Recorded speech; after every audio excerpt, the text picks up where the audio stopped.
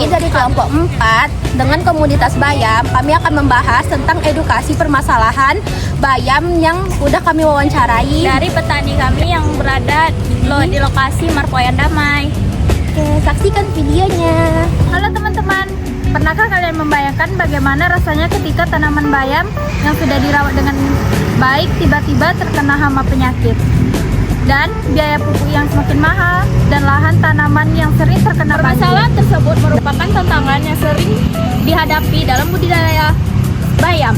Jika tidak ditangani dengan baik, masalah dapat menyebabkan pertumbuhan tanaman terganggu dan hasil panen menurun. Lalu, bagaimana cara mengatasinya? Apa saja solusi yang dapat dilakukan agar tanaman bayam tetap tumbuh, sehat, dan menghasilkan panen yang optimal?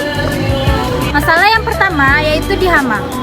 Hama adalah organisme pengganggu tanaman seperti ulat, belalang, atau kutu yang memakan bagian tanaman. Akibatnya, daun bayam menjadi berlubang, tanaman tidak tumbuh dengan baik, dan hasil panen yang berkurang.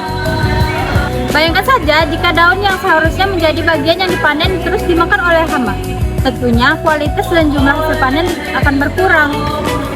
Untuk mengatasinya, lakukan pemeriksaan tanaman secara rutin. Jika ditemukan daun yang rusak parah, segera buang agar hama tidak menyebar ke tanaman yang lain. Selain itu, penggunaan pestisida yang harus dengan dosis yang dianjurkan. Petani juga dapat menggunakan pestisida alami yang lebih ramah lingkungan. Jadi, pengendalian hama penting dilakukan agar tanaman tetap sehat dan produktif. Itu merupakan sumber nutrisi bagi tanaman. Sama seperti manusia yang membutuhkan makanan untuk tumbuh, tanaman juga membutuhkan unsur hara agar pertumbuhan dapat berkembang dengan baik. Ketika pupuk meningkat, biaya produksi menjadi lebih besar.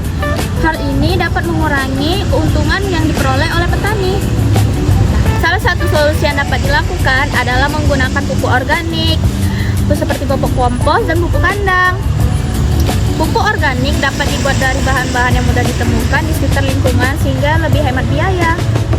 Selain membantu mengurangi pengeluaran, pupuk organik juga dapat memperbaiki suhu tanah, menjaga kesuburan dalam jangka panjang. Masalah ketiga adalah lahan yang sering kebanjiran.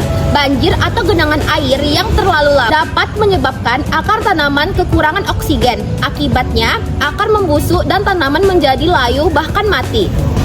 Kondisi ini sering terjadi pada musim hujan, terutama jika lahan tidak memiliki saluran pembuangan air yang baik.